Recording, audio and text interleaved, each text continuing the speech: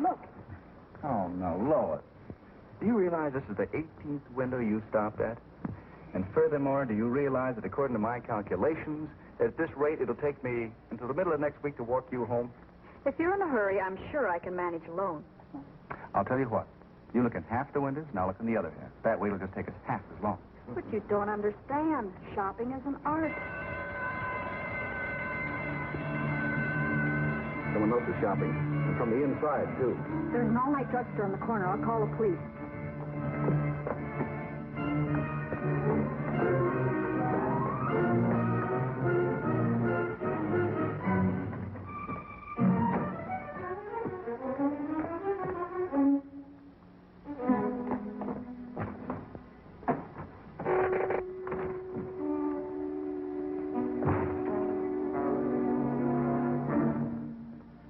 Partner went out the door as soon as the alarm went off.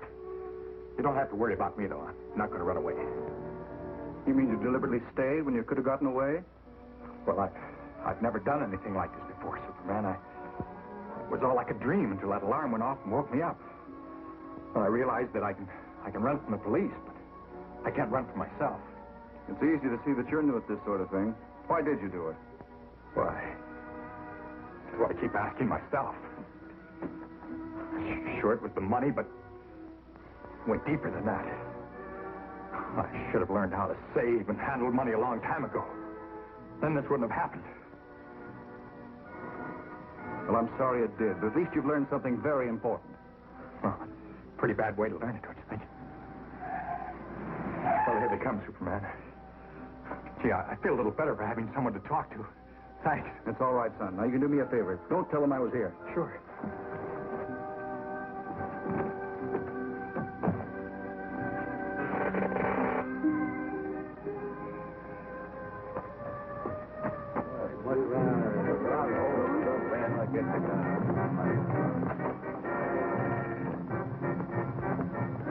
Never mind, Clark. I already got the story. Too bad you went running off in the wrong direction again. Well, this isn't the first time you scooped me, Lois. And I haven't finished. I got more than just a story. I got a good look at the second burglar. What? You mean the one that got away? You saw him? No. He must have gone out the back way and up the other alleys I passed. We bumped right into each other. Well, I hope you don't bump into him again. Pretty nifty, isn't it, Mr. Kent? I can almost carry it in my pocket. Now, if I have any special outside assignments, I can carry my typewriter with me. That's right, Jimmy. Looks like a good practical investment to me. There it is. Eyewitness report of a burglary that didn't burgle too well. Well, congratulations, Lois. Gee, that's cute. Cute? Can't you think of some other word to call it, Miss Lane? I don't want to be known as the boy with the cute typewriter. I'm afraid it's hopeless, Jimmy. I once knew a woman who referred to the Grand Canyon as cute. Well, whatever you call it. I didn't know the chief was handing out raises. Oh, I didn't get a raise. Then I didn't know he was handing out rich uncles. In a way, I guess you could say an uncle had something to do with it. Uncle Sam. When I was in school, I used to buy Treasury savings stamps every week. By the time I graduated, they turned into bonds. So you cashed in the bonds on this typewriter? Only part of them. You see, the interest I got on my investment made the bonds worth a lot more than what I put into them. Well, it's very interesting, Jimmy. And speaking of learning to save, that ties in exactly with something I heard last night. And when did you hear anything about saving last night, Mr. Kent? I was with you all the time, remember? Oh, yes, Lois. Well, this must have been some other evening when you weren't with me. Jimmy, do they still have stamp day at your old alma mater? As far as I know, every Thursday. And this is Thursday, isn't it? It gives me an idea. Why not do a feature article on how the kids help themselves and Uncle Sam by buying bonds and stamps? Cheapers, I'll go along with that. Good. How about you, Lois? I'd love to, but I have a date with Inspector Henderson. Have to look through the mug books for that speedy gentleman I met in the alley last night. Well, then come on over later. P.S. number 10. Fine. Meet you there in an hour. Jim. Yes, Miss Lane? I was wondering, could I borrow your typewriter? Thanks.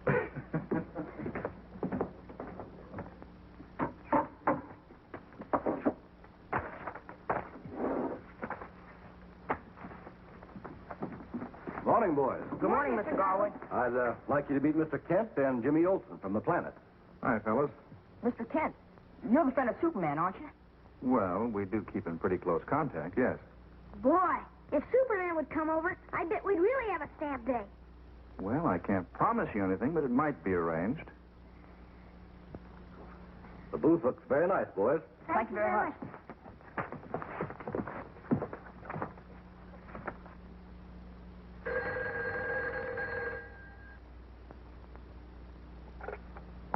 Hello?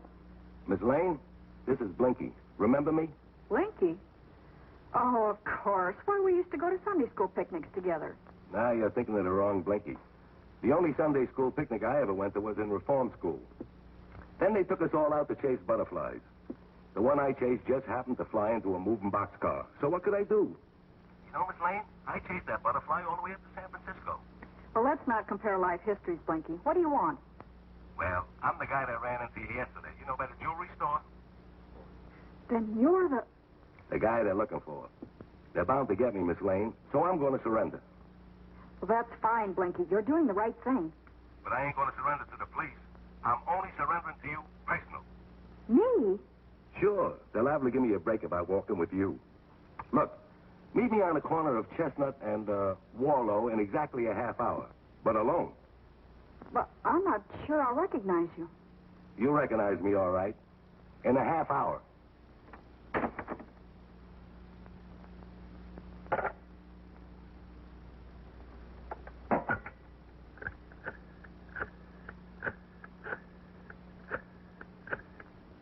Inspector Henderson, Lois Lane. I'll be a little late for our appointment. I have a surprise to pick up for you first. Yes, Mr. Kent, we're pretty proud of our students. Stamp Day is really their idea, you know. You mean they do the whole thing themselves? Take the orders, collect the money, and keep their own books? And believe me, it isn't easy. But it sure is a good feeling at the end of the day when everything comes out all right. When it comes to buying savings stamps, Jimmy, I'm afraid everything's bound to come out all right. They'll start taking orders at lunch period. Now, that's an hour and a half from now. Mr. Kent, if you could get word to Superman... Well, Mr. Garwood, I'll do the best I can, but right now I'm very worried about Lois. She should have been here by now. May I use your phone? Certainly. Thanks.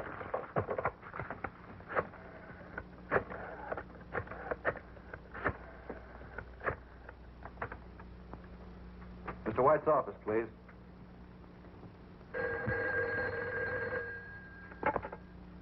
White speaking.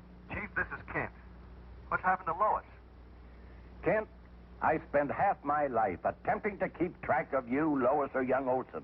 I spend the other half regretting that I spent the first half trying to keep track of you. I'm afraid you lost me on that last curve. When did she leave? About an hour ago, she stuck her head in the door and said, Chief, I have a date with a heightman to wrap him up and put him on ice. As usual, it didn't make much sense. I'm afraid it makes too much sense, Chief. I'll be right over. I'm sorry I have to go. You stay here. But Mr... No buts about it, Olson. You stick around.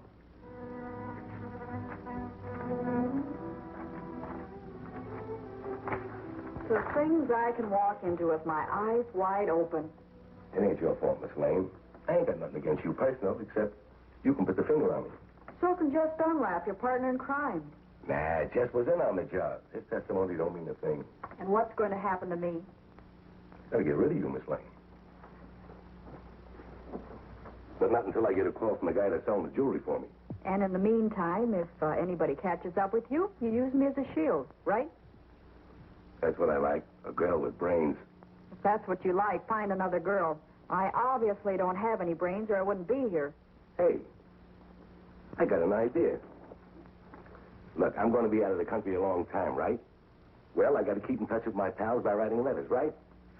And being as how nobody can read my handwriting, you can teach me how to run this little gadget. How about it? Sure, why not?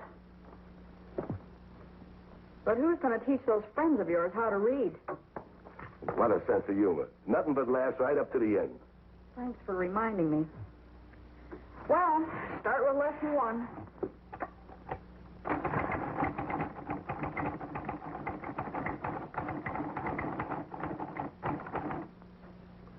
Gee, that's beautiful, Miss Lane. Every time I think of this line, I'll think of you. The quick brown fox jumps over the lazy dog. That's all I know, Kent. She phoned Henderson and said she'd be late. She hasn't shown up. Well, it's a safe guess that whoever she saw last night has lured her into some kind of a trap. Well, unfortunately, that doesn't help us locate the trap. And there's only one lead I can think of. I'm going down to the jail and talk to Jess Dunlop. Oh, Kent. Yes, sir. I didn't really mean all those things I said. I know you didn't, Chief. Say, I'm doing pretty good on this one, McLean. Out of 100 letters, I only made 95 mistakes. You're doing fine, Blinky. You'll make some woman a wonderful secretary. Hey, what's that you're doing? I was just going to show you how to draw pictures with a typewriter. No, ain't that something? No, if you look too close, it doesn't look like a picture anymore. You have to hold it far away, and then the letters sort of blur together. Why don't you try one? Sure.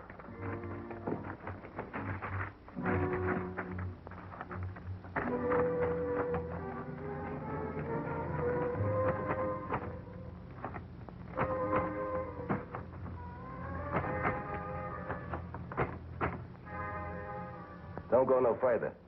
I like you real close. I was just going to test flight my airplane. You can test flight it from right over there. Anything you say, Blinky. Now look what I did. So you can make another one. Oh, thanks, Blinky. I don't feel much like playing games. Especially when you should be getting that phone call soon.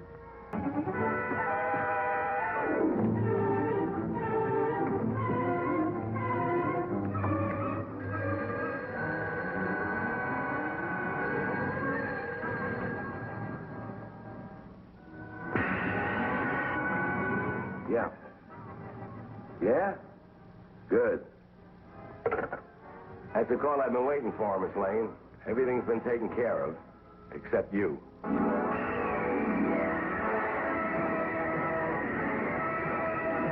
Blinky, don't. You just get a few years for the jewel robbery. But for this... That's the chance I gotta take.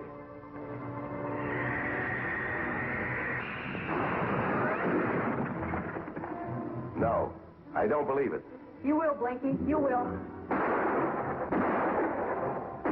You're just wasting your ammunition, Blinky. Sit down.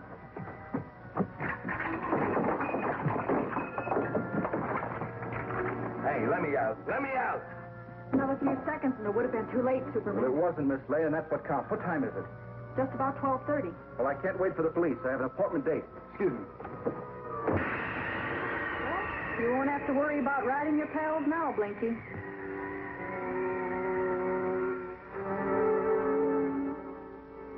Hiya, boys and gals. There can only be one Superman, of course. Did you ever think about some of the super things that you can do for yourself? Well, like saving up the money for your own vacation, or for that new bike that you wanted so much. Well, all you have to do is just put away part of your allowance or your odd job money and put it in United States savings stamps at school. Those dimes, quarters, and dollars add up mighty fast, especially when you buy them every week on stamp day.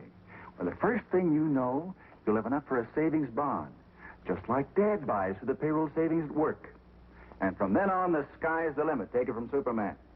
Your mom and Dad will be plenty proud of you if you're learning to save regularly. And the teachers are on your team, too. They make sure of having savings stamps at school for you to buy and remind you when it is stamp day. And so, boys and girls, be super citizens and have a super future by saving regularly with United States savings stamps at school.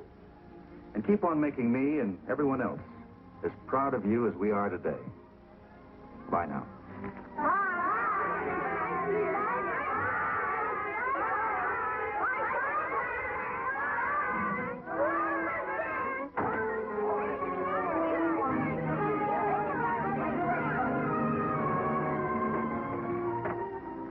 Laws, it's good to see you again. All in a day's work, Clark. While you were out covering stamp day, Superman and I were cleaning up a case. It looks like Blinky's going to get jailed, Jess is going to get probation, and I'm going to get my typewriter back. Golly, Jim, it's a lucky thing for me you saved your money for that typewriter. Otherwise, I'd never gotten that note out. It turned into a happy ending for everybody. And just to make the ending a little more happy, I have a present for each of us. Cheaper stamp albums. Thank you, Mr. Kent. You have an extra one. Who's that for? Oh, just for a friend of mine.